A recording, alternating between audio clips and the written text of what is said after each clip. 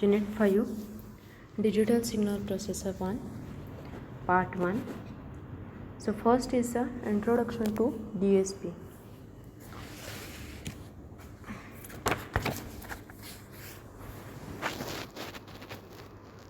So the advantage of discrete time signal is that they can be digitized and it can be processed using digital hardware or using software. For digitization, the discrete time signal is approximated to one of the two n levels which is closest to the signal. The approximation error is called the quantization error, and it can be made small by choosing n to be large. Now 2n levels may be chosen to be at equal interval in the range -Vm in which the signal is said to be uniformly quantized, and the next step is to represent each of these 2n levels by n bit number. Now the number of bits, that is n, is given as log to the base 2 of 2n. The processing the n bit numbers corresponding to the various samples of the signal is called digital signal processing. So what is DSP? DSP, that is digital signal processor, it takes the real world signals like voice, audio, video, temperature, pressure or position that can be digitized and then mathematically manipulate them. A DSP is designed for performing mathematical functions like add, subtract, multiply and divide very quickly. Now the signals need to be processed so that the information that they contain can be displayed, analyzed or converted to another type of the signal that may be of use. In the real world, analog products detect signals such as sound, light, temperature or pressure and manipulate them. Converters such as analog to digital converter then take the real world signal and turn it into the digital format of ones and zeros. From here, the DSP takes over by capturing the digitized information and processing it. It then feeds the digitized information back for use in the real world. It does this one of the two ways, either digitally or in an analog format by going through a digital to analog converter. All of these occur at very high speeds.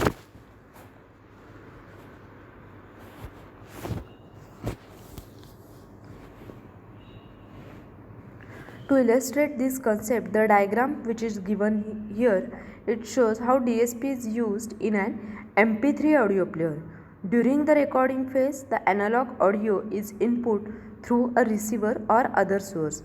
This analog signal is then converted to the digital signal by an A to D converter, that is analog to digital converter, and then it is passed to the DSP.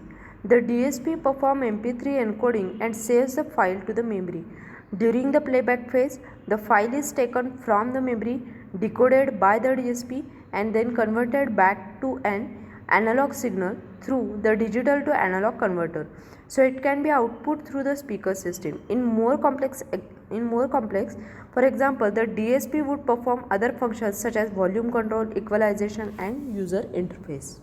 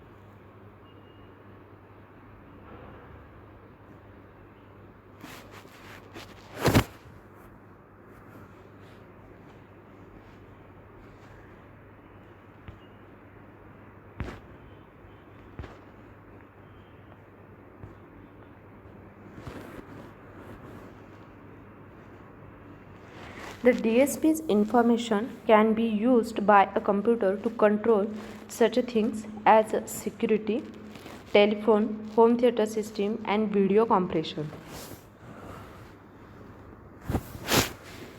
Signals may be compressed so that they can be transmitted quickly and more efficiently from one place to another. For example, teleconferencing can transmit speech and video via telephone lines. The signals may also be enhanced or manipulated to improve their quality or provide the information that is not sensed by the human. For example, echo cancellation for cell phones or computer enhanced medical image. Although a real world signals can be processed in their analog form, the processing signals digitally provide the advantage of high speed and accuracy.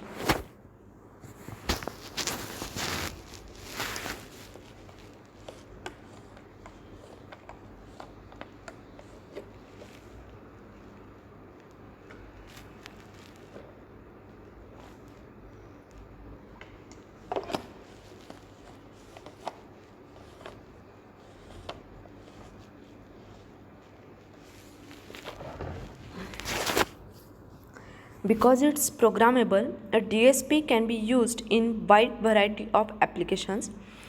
We can create our own software or use a software provided by ADI and third parties to design a DSP solution for an application. For more detailed information about the advantage,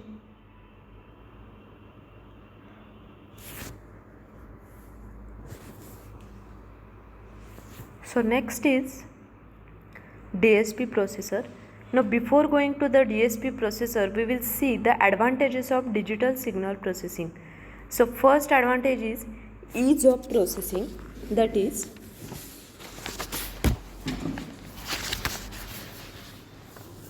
digital signal processor samples the received signal and store it in a memory. This signal can be read after one pulse repetition interval. The delay can be easily changed without switching in or switching out wires. Next advantage is thermal drift and reliability. The DSP processor use digital hardware, for example, adder, multiplier and shift register. Their characteristics show no variation with temperature throughout their operating range. Then the DSP circuits show the same performance throughout their lifetime. Then repeatability. The digital circuits are inherently repeatable. They can be easily changed with new set of components. Also immunity to noise. In DSP, the signal takes binary value to change from 1 to 0 and vice versa. In digital data transmission, the noise effect can be completely eliminated.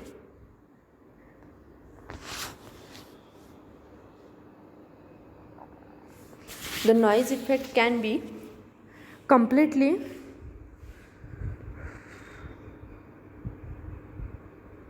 eliminated by using repeaters at regular intervals. Next advantage is programmability.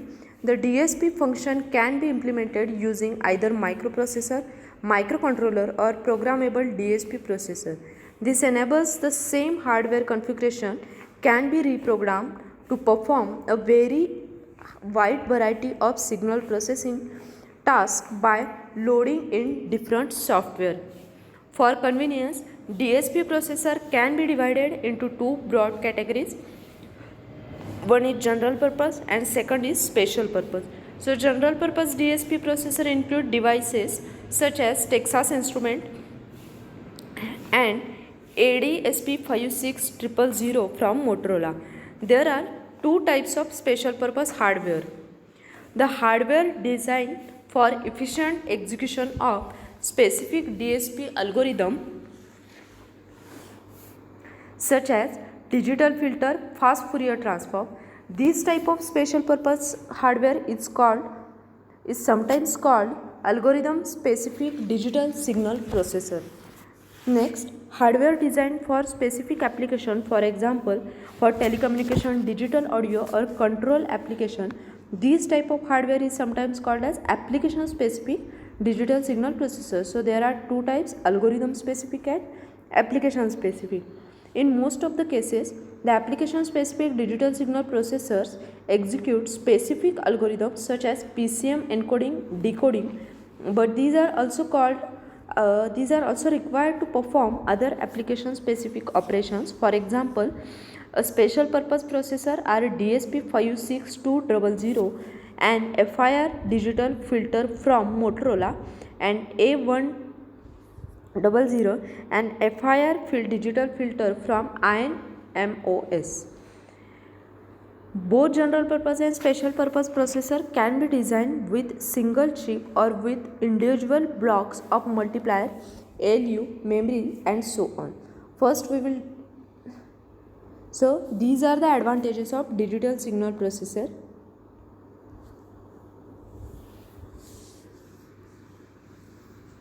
Now the DSP processor, these are specialized microprocessor with an optimized architecture for the fast operational needs of digital signal processing. So need of DSP architecture is that filtering, correlation, FFT, that is fast Fourier transform, heavy data flow through CPU and real time operations, and the parallelism, it has Harvard architecture, pipelining, fast dedicated hardware MAC, the spatial instruction, replication, on-chip memory and cache, extended parallelism, SIMD, VLIW and superscalar.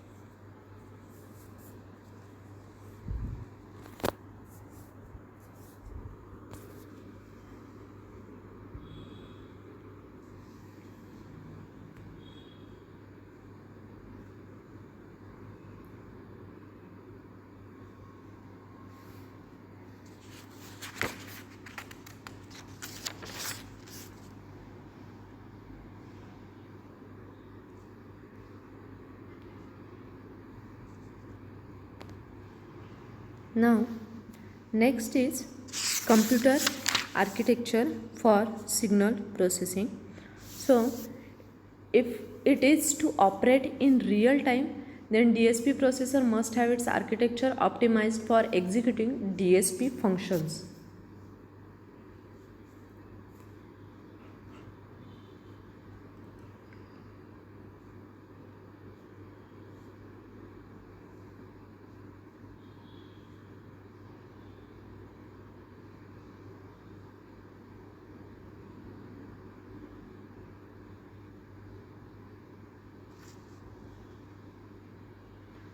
So it is characterized by the following. The first is multiple bus structure with separate memory space for the data and program instruction. Typically, the data memories hold input data, intermediate data values, output sample as well as fixed coefficient for digital filter or FFT. The program instructions are stored in the program memory.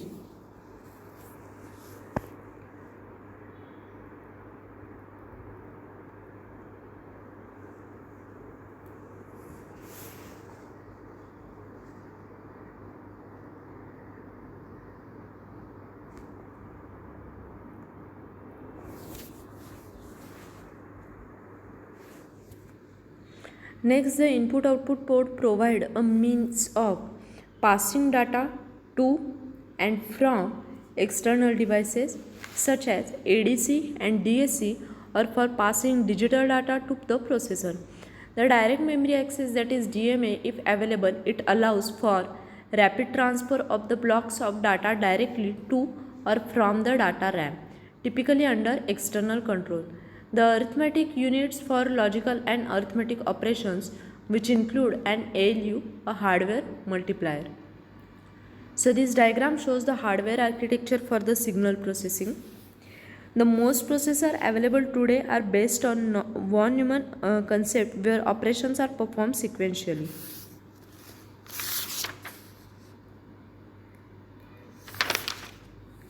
So when an instruction is processed in such a processor, then units of the processor not involved at each instruction phase wait ideally until control is passed on to them. Increase in the processor speed is achieved by making the individual units operate faster, but there is a limit on how fast they can be made to operate.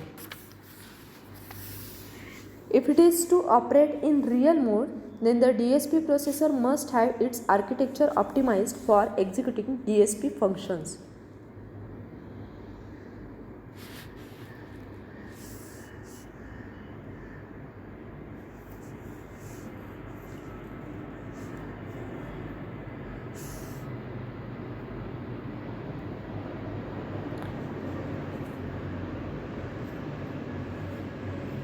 Now, why such an architecture is necessary? The most DSP algorithms such as filtering, correlation and FFT, that is fast Fourier transform, it involve repetitive arithmetic operations such as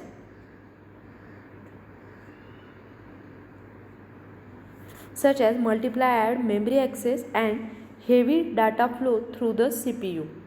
The architecture of standard microprocessor is not suited to this type of activity. An important goal in the DSP hardware design is to optimize both the hardware architecture and the instruction set for the DSP operation. In digital signal processor, this is achieved by making extensive use of the concept of parallelism. In particular, the following techniques are used: the Harvard architecture, pipelining, fast dedicated hardware multiplier accumulator, special instruction dedicated to DSP, replication, on-chip memory and cache. So for the successful DSP design, it is important to understand these key architecture features.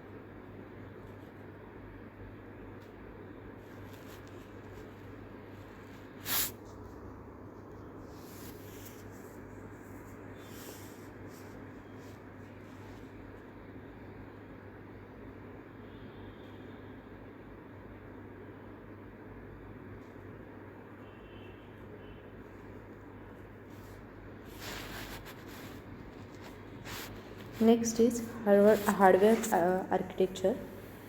So in Harvard architecture,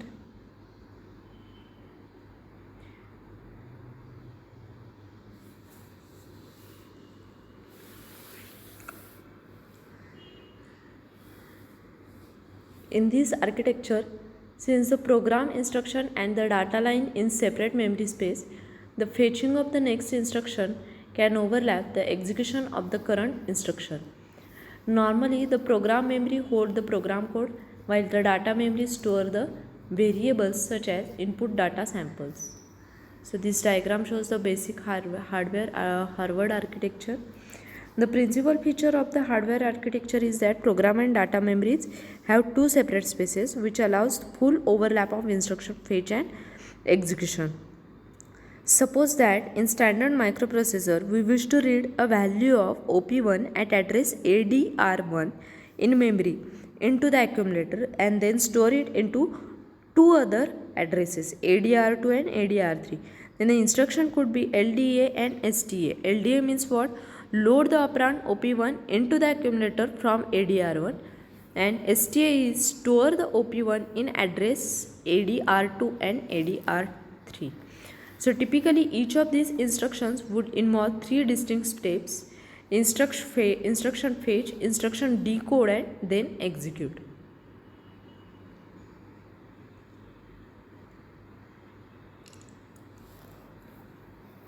So in our case, the instruction fetch involve fetching the next instruction from the memory, and instruction execute involve either reading or writing the data into the memory.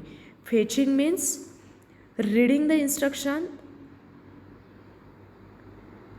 from the memory, and instruction execute involves either reading or writing the data into the memory. So in standard processor without Harvard architecture, the processor instruction and the data are held in one memory space. So the fetching of the next instruction while the current one is executing is not allowed, because the fetch and execution phases each require memory access. In Harvard architecture, since the program instruction and the data line in separate memory spaces, the fetching of the next instruction can overlap the execution of the current instruction. Normally, the program memory hold the program code, while the data memory store the variables such as input data sample. The strict Harvard architecture is used by some digital signal processor.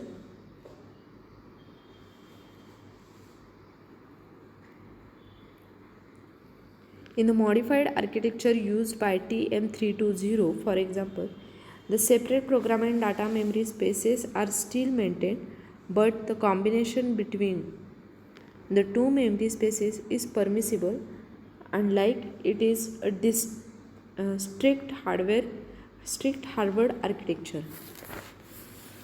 So this diagram shows the illustration of the instruction overlap made possible by the Harvard architecture.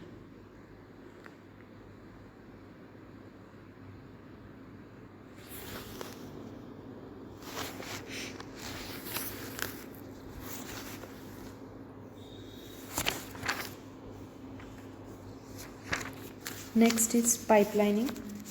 So the pipelining is a technique which allows two or more operations to overlap during the execution. In pipelining, a task is broken down into a number of distinct subtasks which are then overlapped during the execution, and it is extensively in the digital signal processor to increase the speed. So this diagram shows the illustration of the concept of pipelining.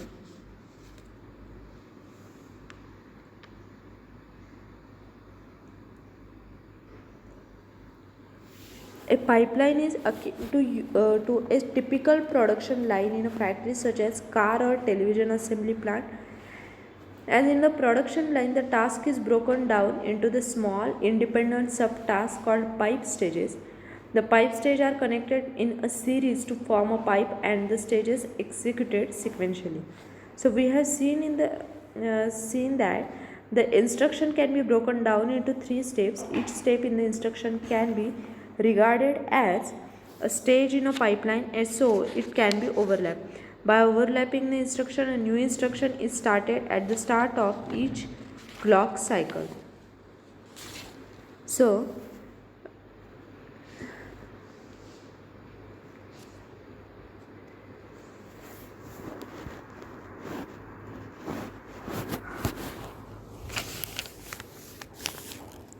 typically, each step in the pipeline takes one machine cycle.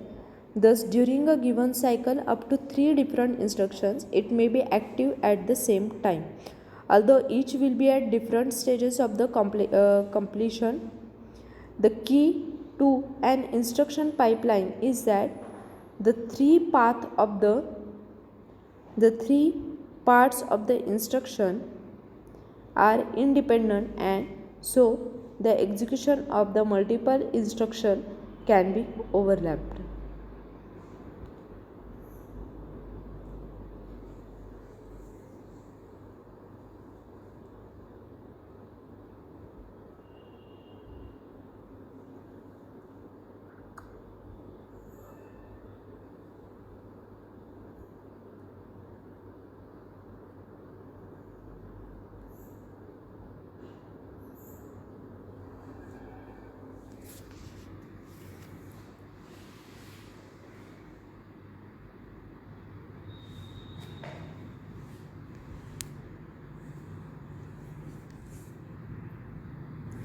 So this diagram shows the pipeline MAC configuration, the timing diagram, a timing diagram for the pipeline MAC unit. When the pipeline is full, the MAC operation is performed every clock cycle.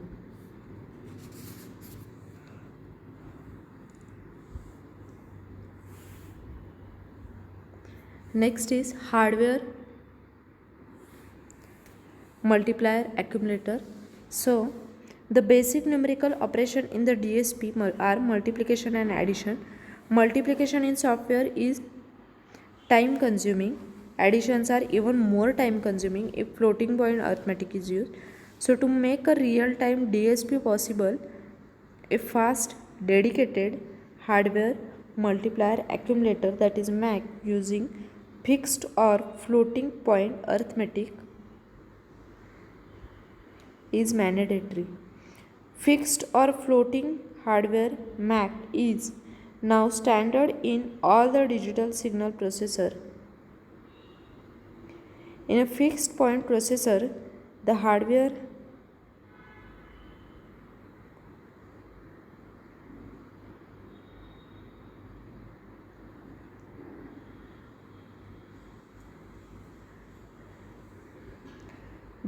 multiplier typically accepts the two 16-bit 2's complement fractional number and compute 32-bit product in a single cycle, 100 nanosecond typically.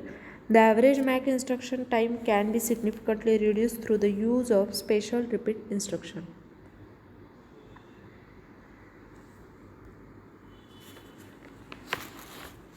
Now here is a diagram of MAC configuration in DSP. The typical DSP hardware MAC configuration is shown here. In this configuration, the multiplier has a pair of input register that hold the input to the multiplier and 32-bit product register which hold the result of multiplication. The output of the product register is connected to a double precision accumulator where the product are accumulated. The principle is very much the same for hardware floating point multiplier accumulator, except that the input and product are normalized floating point numbers. Floating point MACs allow a fast computation of DSP result with minimal error. The DSP algorithms such as FIR and IR filtering suffer from the effect of finite word length, coefficient quantization and the arithmetic errors. Floating point offer a wide dynamic range and the reduced arithmetic error.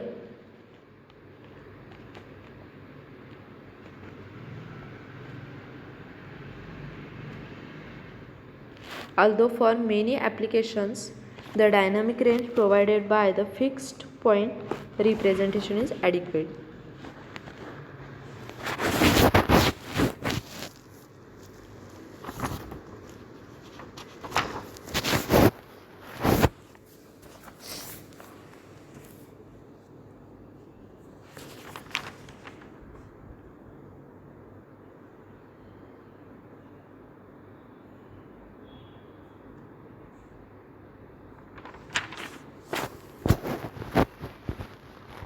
Next is special instructions.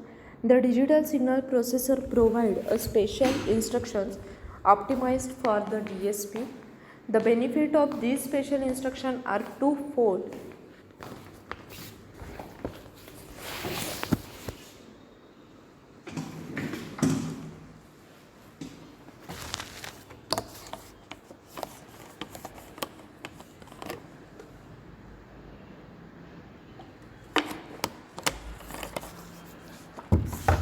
The benefit of these special instructions are twofold. They lead to a more compact code which take less memory space, and this lead to an increase in the speed of execution of DSP algorithm. The special instructions provided by the DSP chips include instructions that support DSP operation, instructions which reduce the overhead in the instruction loop, and application-oriented instructions. Many key algorithms in the DSP such as digital filtering and correlation require data shift or delays to make a room for new data samples. The digital signal processors provide a special instruction which allow a data sample to be copied to the next higher memory address as it is being fetched from the memory or operated on all in one cycle. For example, the instruction pair LTD and MPY in the TMS 320C25 permits the simultaneous execution of the loading of data into the temporary register for the multiplier data shifting and the accumulation of the product. The special instructions are provided to speed up the DSP operations that are often repeated. For example, in TM320C25, an instruction is provided which allows the next instruction to be repeated n plus 1 times, as the repeat instruction require only a single instruction fetch. A pipe of code that ordinarily require a multi-cycle loop effectively becomes a single cycle instruction. The repeat instruction is especially useful in block, move and FIR filtering.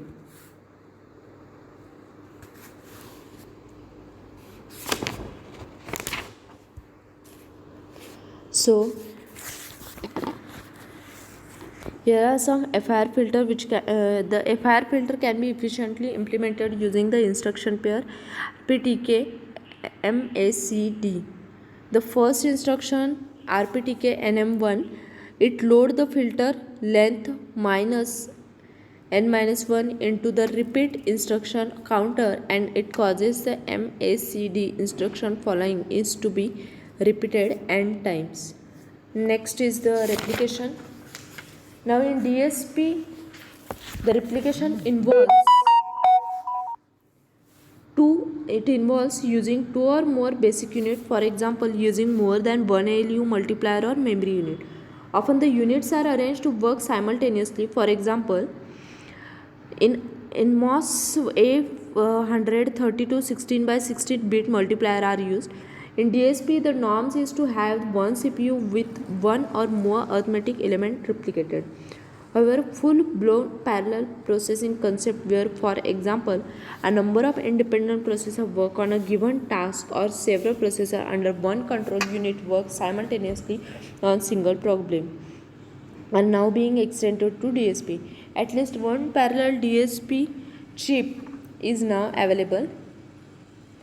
Then the next is on-chip memory or cache. In most cases, the DSP chips operate so fast that slow, inexpensive memories are unable to keep up. The common practice is to slow the processor down by adding wait states. In some processors, wait states are software programmable, but in others, a piece of extremely hardware is necessary to slow the processor down.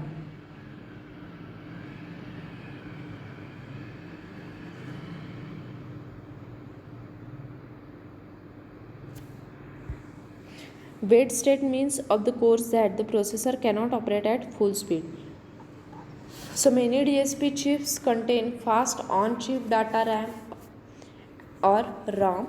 In such a processor, slow external memories can be used to hold the program code. At initialization, the code may be transferred to the fast internal memory or for full speed execution.